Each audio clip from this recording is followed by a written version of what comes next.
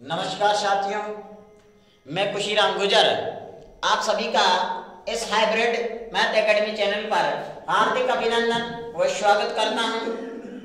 आशा और उम्मीद करता हूं कि आप सभी सकुशल मंगल होंगे और आप सभी की तैयारी बहुत अच्छी चल रही होगी। तो देखो, अगर मैं बात करूं दोस्तों, तो आज हमें इस राजस्थान जीके के पाठों में एक और टॉपिक की बात करने वाले हैं, जिसका नाम है हमारे राजस्थान के लोक देवताओं में। जहां से अभी भी ग्राम सेवक में क्वेश्चन आया हुआ था, वह था पाबूजी राठौड़ से संबंधित एक क्वेश्चन था कि ऊंटों के लोक देवता के नाम से जिसे जाना जाता है। तो यहां से भी लोक देवताओं से संबंधित पाबूजी राठौड़ से भी क्वेश्चन उठने की संभावना रहती है, क्वेश्चन बनने की संभावना रहती है। तो आज हम इसके ऊपर चर्चा करते हैं और जानते हैं। इन लोक देवताओं के बारे में अगर हम जाने तो मेरे दिमाग में एक ही चीज आती है, क्या कि मोती समो ने जूझणो, चंदन समो ने काठ, तेजा समो ने देवता, पल में कर दे टाठ। मतलब कि अगर मैं बात करूं दोस्तों कि हमारे राजस्थान के लोक देवताओं में जो तेजाजी महाराज है, आपने नाम सुना होगा तेजाजी महाराज का। अगर उस लोक देवता के बारे में जितने भी हम उनके बारे में अगर बखान करते हैं तो उसकी तो लीला ही अपरंपार है। यानी किसकी? तेजाजी महाराज की। यानी अगर मैं बात करूं तो तेजाजी महाराज के बारे में एक कहावत भी है कि गाजो गाजो जेठ आषाढ़ कंवर तेजा रे, लग तोड़ो गाजो बाद हो, कि बाजो बाजो जेठ आषाढ़ कंवर तेजा रे, नौबत तो बाजी तारा नाम की। तो देखिए, तेजाजी महाराज के बारे में हम अच्छी तरीके से जानेंगे और पढ़ेंगे। लेकिन आज हम इस लोक देवताओं के श्रेणी में जो बात करने वाले हैं, वह बात करने वाले हैं पाबूजी राठौड़ की। एक और बात अगर मैं बात करूं दोस्तों, तो मैं एक और बात कहना चाहता हूं कि रेस में जीतने वाले घोड़े को यह भी पता नहीं होता है कि जीत क्या है, लेकिन वो फिर भी दौड़ता है। क्यों? क्योंकि उसको मालिक उसे तकलीफ देता है। इसीलिए मैं कहता हूं दोस्तों, अगर जब भी तुम्हें खुदा तकलीफ दे, समझ लेना वो तुम्हारी क्या चाहता है? जीत चाहता है। तो इसी के साथ मैं शुरुआत करता हूं इस तेजाजी महाराज की। तेजाजी महाराज क्या पाबूजी राठौड़ के लोक देवताओं में। तो देखिए, अगर इसके बारे में जाने दोस्तों कि जो पाबूजी राठौड़ हैं, इनका जन्म पहली बात तो कि किस वंश में हुआ? राठौड़ वंश में। बताइए किस वंश में? तो पाबूजी का जन्म एक राठौड़ वंशीय परिवार में हुआ। अब हम जानेंगे इस पाबूजी राठौड़ के बारे में दोस्तों। तो पहले जानेंगे इस पाबूजी राठौड़ से संबंधित इसका सामान्य परिचय। बताइए क्या जानेंगे? सामान्य परिचय। सामान्य परिचय का मतलब हो चोरों कि मतलब पहले हम इसके सामान्य जीवन के बारे में जानेंगे कि मतलब पाबूजी राठौड़ के कौन तो पिता हैं, कौन माता हैं, आखिर इनका जन्म कहाँ हुआ, किस स्थान पर इनका जन्म हुआ है, तो उसके बारे में हम जानते हैं। तो हमारे राजस्थान के लोक देवता हैं, तो हम राजस्थान में ही जानेंगे। और हमारा जो राजस्थान है दोस्तों, हमारा राजस्थान तो निराला राजस्थान है भाई लोगों। और अगर मैं बात करूं तो इस निराला राजस्थान को हम बोलते हैं आपनो राजस्थान। बताओ यो कहीं है? तो यो है आपनो राजस्थान। बताओ कहीं है? आपनो राजस्थान। और इस अपना राजस्थान में चोरों यहाँ एक गांव पड़ता है और उस गांव का नाम है कोलू। बताइए गांव का नाम क्या है? कोलू। और इस कोलू गांव में जो ये पाबूजी राठौड़ है, इस पाबूजी राठौड़ का मंदिर बना है। इस कारण इस गांव को क्या कहा जाने लगा दोस्तों? तो इसको कहा जाने लगा कोलू मंड। बताओ क्या कहा जाने लगा? कोलू मंड। तो इस कोलू मंड गांव में पाबूजी राठौड़ का जन्म हुआ दोस्तों। और ये कोलू मंड गांव कहां पड़ता है? तो ये पड़ता है जोधपुर में। बताइए कहां पड़ता है? जोधपुर में। तो पाबूजी राठौड़ का जन्म एक राठौड़ वंशीय परिवार में आपनो राजस्थान में देखूं तो कोलू मंड जोधपुर में इनको जन्म हुआ। अब अगर मैं बात करूं कि जन्म हुआ कन्या, तो देखो अगर मैं इनके जन्म के बारे में बताऊं दोस्तों, तो इनका जो जन्म हुआ वह हुआ 1239 ईस्वी में। बताइए कब हुआ? तो 1239 ईस्वी में इनका जन्म हुआ दोस्तों। लेकिन यहां से पूछा जाता है कि हिंदी महीना कौन सा था। बताइए, इनका जब जन्म हुआ तो उस जन्म के टाइम में हिंदी महीनों कौन सा है? तो देखो, हिंदी महीना था दोस्तों चैत्र अमावस्या। बताइए कौन सा? चैत्र अमावस्या। और इस चैत्र अमावस्या के दिन 1239 ईस्वी में बाबूजी राठौड़ का जन्म हुआ कोलूमंड जोधपुर में। अब मैंने बताया कि गांव को नाम ही मंडी क्यों पड़ो, कि यहाँ इनको मंदिर बनो है और मंदिर ने कहीं कहे तो मंदिर ने मंड कहे भाई, इसलिए गांव ने क्या कह दिया? कोलूमंड कह दिया भाई। अब देखो, यही अगर इनका मंदिर बना है तो यही हम जानते हैं इनके मंदिर की विशेषता। बताइए किसकी? मंदिर की विशेषता, कि आखिर इनके मंदिर की यहाँ क्या विशेषता है। देखिए, हम अगर इनके मंदिर के बारे में जाने दोस्तों, तो अगर मैं इनके मंदिर के बारे में जानूं तो देखो इनका मंदिर बना है।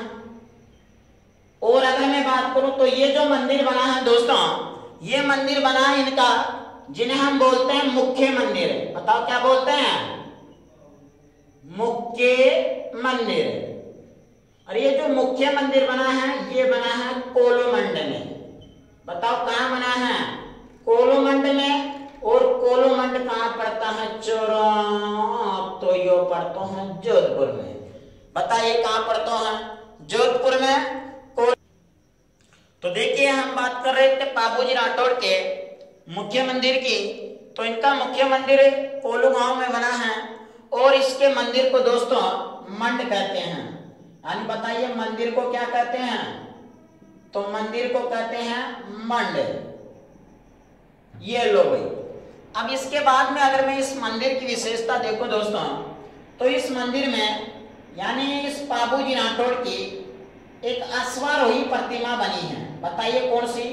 अगर मैं बात करूं तो अश्वारोही प्रतिमा बनी है। मतलब कि कैसी? तो देखो, यानी इस प्रकार की इनकी प्रतिमा बनी है, मूर्ति बनी है, और इसे हम बोलते हैं कौन से? अश्वारोही प्रतिमा। मतलब कि बाबूजी राठौड़ के मुख्य मंदिर में अश्वारोही प्रतिमा बनी है। मतलब कि बाबूजी राठौड़ अपने घोड़े पर विराजमान है, घोड़े पर बैठे हैं। लेकिन यहाँ इनकी अगर मैं विशेषता की बात करूं दोस्तों, तो यहाँ इनकी जो पाग है, पाग का मतलब है दोस्तों राजस्थानी भाषा में चोरों पगड़ी। और इनकी जो पाग और जो पगड़ी है, इसकी विशेषता ये है कि यहाँ बाबूजी राठौड़ की जो पगड़ी है वह किस ओर झुकी हुई है? बाईं ओर झुकी हुई है। बताओ किस ओर? बाईं ओर झुकी हुई है। यानी बाबूजी राठौड़ की पगड़ी किस ओर झुकी हुई है? बाईं ओर झुकी हुई है दोस्तों। अब इसके बाद में अगर मैं आगे बात करूं इस मंदिर की विशेषता में, तो देखिए यानी इनका जो मंदिर है दोस्तों, इस मंदिर के स्थान पर यानी मुख्य मंदिर कोलूमंड जोधपुर में इनका दोस्तों एक मेला भी लगता है। अगर मैं बात करूं कि ये जो मेला है बाबूजी राठौड़ का मेला, ये कब लगता है? तो ये लगता है चैत्र अमावस्या को। बताओ कब लगता है? चैत्र अमावस्या को बाबूजी राठौड़ का मेला लगता है। और इस मेले में एक नृत्य किया जाता है दोस्तों, और उस नृत्य का नाम है थाली नृत्य। बताइए कौन सा नृत्य? यानी इनके मंदिर में यानी मेले में जो नृत्य किया जाता है वह कौन सा नृत्य है दोस्तों? थाली नृत्य। तो इस मंदिर की विशेषता के बारे में जाना हमने बाबूजी राठौड़ से। यानी बाबूजी राठौड़ का जन्म एक राठौड़ वंश से परिवार में, एक वंश में इनका जन्म हुआ। सामान्य जीवन परिचय हमने आपनो राजस्थान में देखा, और आपनो राजस्थान में कोलूमंड जोधपुर में जन्म 1239 ईस्वी में हिंदी महीना चैत्र अमावस्या को इनका जन्म हुआ। मैंने बताया यहाँ ही इनका मंदिर बना है और मंदिर की मूल रूप से यह हमें विशेषता मिलती है।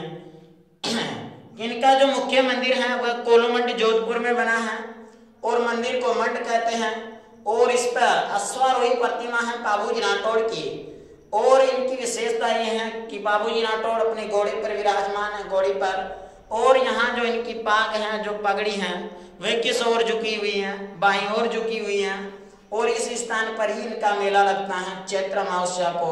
और उसमें कौन सा नृत्य किया जाता है? तो थाली नृत्य। अब इसके बाद देखो, यानी हम जानते हैं यहाँ दोस्तों इस बाबूजी राठौड़ से संबंधित 3 बातें की चर्चा करते हैं। देखिए कौन कौन सी, अगर मैं बात करूं दोस्तों, तो पहले हम जानेंगे कि जो बाबूजी राठौड़ हैं, आखिर इस बाबूजी राठौड़ के गुरु का नाम क्या है। इसके बाद में हम जानेंगे कि आखिर इनके माता का नाम क्या है और आखिर इनके पिता का नाम क्या है। मतलब कि यहाँ हम कितनी चीजों की चर्चा करेंगे दोस्तों, तो यहाँ पर हम 3 चीजों की चर्चा करेंगे कि आखिर बाबूजी राठौड़ के गुरु का नाम क्या था। तो बाबूजी राठौड़ को जो गुरु है भाई, ये गुरु को नाम है चोरों, अगर मैं बात करूं तो समरथ भारती। बताओ क्या नाम है? समरथ भारती। यानी अगर मैं बात करूं कि बाबूजी राठौड़ के गुरु का नाम है और ये है समरथ भारती, नाम ही है समरथ भारती। अगर मैं बात करूं कि इनके जो पिता हैं, इनके पिता का नाम है दोस्तों दांदल जी राठौड़। बताओ क्या नाम है? दांदल जी राठौड़। चलो कोई बात नहीं। इसके आगे देखो, इनकी जो माता का नाम है वह है कमला देवी। कमला देवी। और ये जो कमला देवी एक अप्सरा थी दोस्तों। अप्सरा का मतलब होता है कि ये बड़ी सुंदर देवी, एक अप्सरा की समान थी। अभी क्या हुआ कि एक बार जो दांदल जी राठौड़ हैं, ये दांदल जी राठौड़ अपने घोड़े पर विराजमान होकर जंगल में भ्रमण करने के लिए निकल जाते हैं। और जंगल में इनकी नजर, दांदल जी राठौड़ की नजर एक जंगल में एक घोड़ी थी, उस घोड़ी पर इसकी नजर पड़ती है। और दांदल जी राठौड़ को वह जो घोड़ी है वह घोड़ी पसंद आ जाती है। मतलब कि क्यों? क्योंकि एक सवारी तो उसके पास में थी और एक सवारी और हो जाए तो मतलब कि उसके पास में कितनी सवारी हो जाएंगी? 2 सवारी हो जाएंगी। इसलिए वह उस घोड़ी का पीछा करते हैं। और सावन की काली काली घटाएं थी, काले काले बादल मंडरा रहे थे। और वह घोड़ी क्या करती है, जो ही एक नाला ने पार करे, पार करते ही नाला को पार करके ही वह क्या कर लेती हैं, एक अप्सरा का रूप धारण कर लेती हैं। मतलब कि एक स्त्री का रूप धारण कर लेती हैं। और बाबूजी राठौड़ से कहती हैं कि बताइए आप कौन हो और मेरा पीछा क्यों कर रहे हो। तो उसने कहा कि मैं एक सिद्ध पुरुष दांदल जी राठौड़ हूं और मैं आपको एक घोड़ी के रूप में देखा, एक घोड़ी के रूप में हमने जाना और आप तो एक अप्सरा थी। तो मतलब दांदल जी राठौड़ उसको देखकर उससे क्या करने की सोचे, यानी विवाह करने की सोच रहे हैं। तो वह जो अप्सरा है वह अप्सरा कहती है कि मैं एक साधारण स्त्री नहीं हूं जो मैं चाहे जिसे ब्याह कर लूं, मेरी ब्याह के लिए एक ही शर्त रहेगी। दांदल जी राठौड़ ने, क्यों भाई बता तन तारी कौन सी शर्त है। तो उसने बताया कि बस मेरी एक ही शर्त है कि तो जब भी मेरे पास में आएगा तो राजस्थानी भाषा में बोले भाई कि 3 बार ककारो करके आएगो। बताओ कितनी बार ककारो करके आएगो? 3 बार ककारो करके आएगो कि तो जब भी मेरे पास में आएगा। दांदल जी राठौड़ ने कह दिया कि ये कोई बड़ी बात है कि 3 बार कहेंगे तो क्या, तो 7 बार ककारो करेंगे। यानी कोई बात नहीं, इस शर्त के तहत में इनकी क्या होगी दोस्तों, शादी होगी। शादी होने के बाद विवाह हो गया इनका, विवाह और शादी हो गई।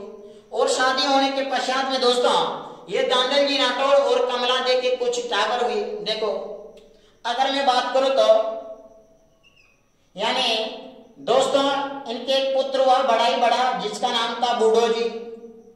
बताओ क्या नाम हुआ? बूढ़ो जी। और इनका एक पुत्र हुआ, उसका नाम था दोस्तों बाबू जी। और एक जो पुत्री हुई उस पुत्री का नाम था दोस्तों शोभन बाई। बताइए क्या नाम था? शोभन बाई। ये लियो भी, यानी कि 3 टाबर होया, यानी एक तो पुत्री और 2 टाबर है, यानी 2 चौरे हुए भी इसके, यानी अड़बू बूढ़ो जी, पाबू जी और ये शोभन बाई। अब ये जो बूढ़ो जी हैं, इस बूढ़ो जी के एक पुत्री होती है दोस्तों, जिसका नाम मिलता है हमें केलम दे। बताओ क्या नाम मिलता है? केलम दे। और इस केलम दे का विवाह होता है कहाँ? गोगा जी के साथ में, जो हमारे राजस्थान के पंचपीरों में गोगा जी महाराज की भी गिनती होती है। तो ये जो यानी दांदल जी राठौड़ और जो कमला जी एक अप्सरा है, इनके 3 संतानें होती हैं, बूढ़ो जी, पाबू जी और पुत्री शोभन बाई। और इस बूढ़ो जी की पुत्री होती है जिसका नाम था केलम देवी। यानी हमने इस सामान्य परिचय में इनके पिता के बारे में जाना, माता के बारे में जाना, गुरु के बारे में जाना। आखिर इनके माता का नाम कमला देवी मिला, दांदल जी राठौड़ मिले, और इनके गुरु का नाम हमें समृत भारती मिला। अब यहाँ से क्वेश्चन बनने की संभावना क्या रहती है? पहली चीज तो हमारे दिमाग में यही आना चाहिए, क्योंकि हम सब कंपटीशन की तैयारी कर रहे हैं और यहाँ से इस लोक देवताओं में से भी हमारे बार बार क्वेश्चन पूछे जाते हैं। तो आखिर जो ये पाबूजी राठौड़ है दोस्तों, इस पाबूजी राठौड़ से संबंधित ये इसका सामान्य यानी बेसिक जीवन परिचय हुआ है, इससे संबंधित पाबूजी राठौड़ से संबंधित। अब इसके बाद में हम बात करते हैं कि इस पाबूजी राठौड़ को आखिर ऊंटों के लोक देवता क्यों कहते हैं, इसे प्लेग रक्षक देवता क्यों कहते हैं, इसे वचन पालक लोक देवता क्यों कहते हैं, इसे हाड़फाड़ के लोक देवता क्यों कहते हैं, इसे अछूतों के उद्धारक क्यों कहते हैं, इसे शरणागत के शरणार्थी क्यों कहते हैं। तो इन सारी चीजों को जानने के लिए, सारी बातों को जानने के लिए आप पहले एक बार इसका स्क्रीनशॉट लो, फिर हम आगे बढ़ते हैं भाई। अब देखो इसके बारे में हम चर्चा करते हैं, अब आगे और जानते हैं। देखो तो पानी पी लो भाई।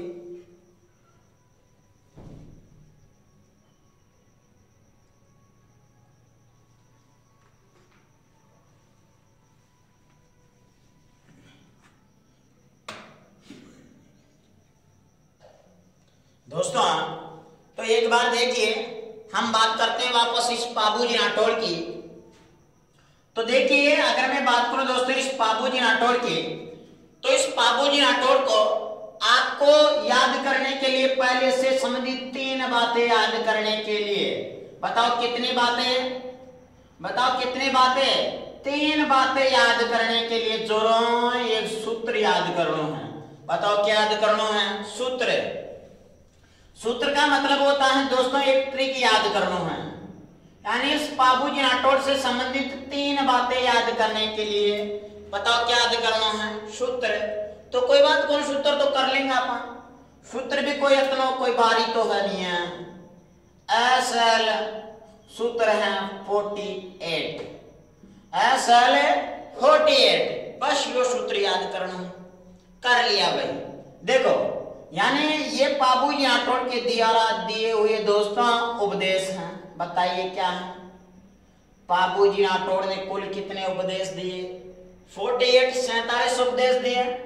एल से याद रखूंगा दोस्तों, इसे दोस्तों पाबूजी राठौड़ को कहा जाता है लक्ष्मण जी का अवतार। बताओ क्या बताया जाता है? लक्ष्मण जी का अवतार माना जाता है। ऐसे याद करना है चोरों, ये जो पाबूजी राठौड़ हैं इसे कहा जाता है, बताया जाता है राउशिया का, बताओ क्या बताया जाता है? वंशज। यानी राउशिया का वंशज है कौन है? तो पाबूजी राठौड़।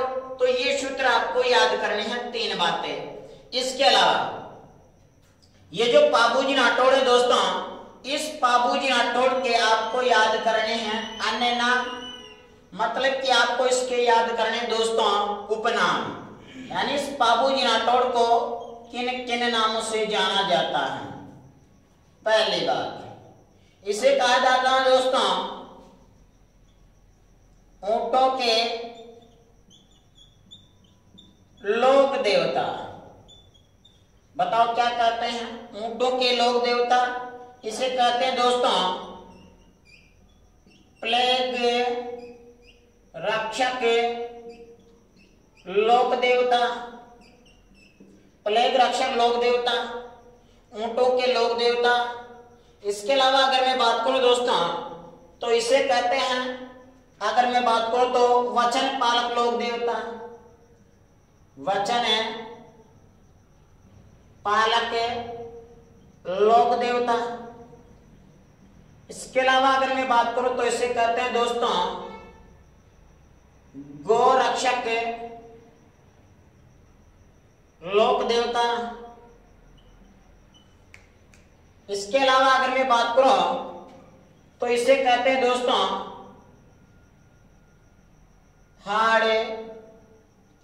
हाड़ वाले लोक देवता, यानी हाड़ फाड़ वाले लोक देवता, वचन पालक लोक देवता। इसे कहते हैं दोस्तों शरणागत के शरणार्थी। इसे कहते हैं दोस्तों अछूतों के उद्धारक। यानी इन सारे नामों से किनको जाना जाता है दोस्तों? तो पाबूजी राठौड़ को जाना जाता है। यानी मतलब पाबूजी राठौड़ से संबंधित बातें याद करने के लिए 3 बातें याद करना है। पहली चीज तो यानी इनको याद करने के लिए एक सीधो सो सूत्र याद करना है, मतलब कि कौन सो SL48। चलो कोई बात को न कर लिया है तो कोई बड़ी बात तो है नहीं उसमें। देखो ऐसे राव सिया का मंसक बताते हैं पाबूजी राठौड़ को, एल से लक्ष्मण जी का अवतार मानते हैं, और 48 इन्होंने क्या दिए थे? उपदेश दिए थे दोस्तों। किसने? पाबूजी राठौड़ ने। इसके अलावा इसे ऊंटों के लोक देवता कहते हैं, फ्लैग रक्षक लोक देवता कहते हैं, वचन पालक लोक देवता कहते हैं, गौरक्षक लोक देवता कहते हैं, हाड़ फाड़ वाले लोक देवता कहते हैं, शरणागत के शरणार्थी कहते हैं, और अछूतों के क्या बताते हैं? इसे उद्धारक बताते हैं दोस्तों। अब देखिए इसे क्या क्यों 2 चीज, इसे इन नामों से क्यों जाना जाता है? पहली चीज यानी अगर मैं बात करूं दोस्तों तो देखिए एक बार इस चीज को समझना, एक छोटी सी स्टोरी मिलती है इनके पाबूजी राठौड़ से संबंधित। तो देखिए यानी अगर मैं बात करूं दोस्तों कि जो पाबूजी राठौड़ की जो बहना थी, पहली चीज तो देखिए यानी अगर मैं बात करूं दोस्तों कि जो पाबूजी राठौड़ था, इस पाबूजी राठौड़ की जो बहना थी, उस बहना का नाम बताइए क्या नाम था? तो इस बहना का नाम था शोभनबाई। बताइए क्या नाम था दोस्तों? शोभनबाई। इस शोभनबाई का विवाह तो कर दिया कहां? अगर मैं बात करूं तो दोस्तों इसका तो विवाह कर दिया जायल, और ये जायल पड़ता है नागौर, और जायल नागौर के जो राजा थे उनका नाम था दोस्तों जिंदराव खींची। बताओ क्या नाम था? जिंदराव खींची। इन जिंदराव खींची का साथ में तो उनको ब्याह कर दिया सोनबाई को। अब पाबूजी राठौड़ को ब्याह भी तय किया भी, और ये तय किया अमरकोट। बताओ कहां? अमरकोट। और अमरकोट कहां पड़ता है? तो ये पड़ता है पाकिस्तान में। अमरकोट है पाकिस्तान। अगर मैं बात करूं तो यहाँ का यानी एक राजा था जिसका नाम था सोड़ा सिंह, और सोड़ा सिंह की एक पुत्री थी दोस्तों जिसका नाम था शुप्यार दे, या इसे बोलते थे फूलम दे। इनके साथ में उनको विवाह तय हुई दोस्तों पाबूजी राठौड़ को। बताओ उनको विवाह तय हुई पाबूजी राठौड़ को। लेकिन जब इनका विवाह तय होता है पाबूजी राठौड़ का दोस्तों, तो इनके विवाह में इनको एक घोड़ी की आवश्यकता पड़ी। किसको? पाबूजी राठौड़ को। भाई घोड़ी में बैठकर ही तो ये ब्याह करने के लिए, तोरण मारवा के लिए घोड़ी तो भाई जरूरी है ना। घोड़ी तो जरूरी है ना, तो घोड़ी में बैठकर ही तो लाडो तोरण मारोगे भाई, बताओ है कि नहीं है। अब इसको घोड़ी की आवश्यकता पड़ी दोस्तों। अब उसी समय क्या हुआ कि हमारा ये जो जोधपुर था, इस जोधपुर पर किन्हीं आक्रमणकारियों का आक्रमण होता है। उस आक्रमण के दौरान दांदल जी राठौड़ जोधपुर में मौजूद नहीं थे, कहीं घूमने निकले हुए थे। तब दांदल जी राठौड़ को अचानक इस आक्रमण का पता चलता है, तो अपने महल में प्रवेश करता है। तो महल में प्रवेश करने के पश्चात वो हथियार लेने के लिए प्रवेश करता है, महल में जाता है। तो वो जो कतारो करने की शर्त रखियो, ऊ शर्त ने वो का करो भूल गयो, ऊ शर्त ने का करो भूल गयो। कौन है? दांदल जी राठौड़। तो कमला दे स्वयं क्या करती हैं? कमला दे उसको महल में प्रवेश करने के बाद में कमला दे कहती हैं कि दांदल जी राठौड़, ये आपकी बहुत बड़ी गलती है। आपने जो शर्त रखी थी वह शर्त आज टूट गई है, और अब मैं अपने प्राण त्यागने वाली हूं। इसलिए अब मेरी जो आत्मा है, हे दांदल जी राठौड़ की जो मेरी आत्मा है, वह आत्मा अब जा रही है। और कहां जा रही है? तो मेरी आत्मा जाएगी अब, अगर मैं बात करूं तो बिगनियाई गांव में। बताओ कौन सा? बिगनियाई गांव। और ये बिगनियाई गांव पड़ता है बाड़मेर में। बताओ कहां पड़ता है? बाड़मेर में। यानी मेरी अब जो आत्मा है वह आत्मा जा रही है बिगनियाई गांव बाड़मेर में। क्यों? क्योंकि यहाँ एक माँ है, और वो माँ को नाम है देवलचारिणी। बताओ क्या नाम है? देवलचारिणी। और ये देवलचारिणी की जो घोड़ी है, वह घोड़ी को नाम है केसर काल में। बताइए क्या नाम है?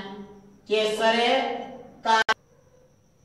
यानी माँ देवलचारिणी की एक घोड़ी है केसर काल में, और वह केसर काल में जो एक काले रंग की घोड़ी है, बताओ किस रंग की? काले रंग की घोड़ी है, वह इस समय गर्भवती है। और मेरी आत्मा अब जा रही है कि माँ देवलचारिणी की गर्भवती घोड़ी केसर काल में। अब हुआ क्या कि जब बाबूजी राठौड़ का विवाह तय हुआ अमरकोट पाकिस्तान के लिए, तो इसका विवाह में काय की आवश्यकता पड़ी? घोड़ी की आवश्यकता पड़ी। अब दांदल जी राठौड़ ने बात को पतो तो कहीं कि इस बाबूजी राठौड़ की जो माँ की जो आत्मा है वो केसर काल की घोड़ी यानी केसर काल में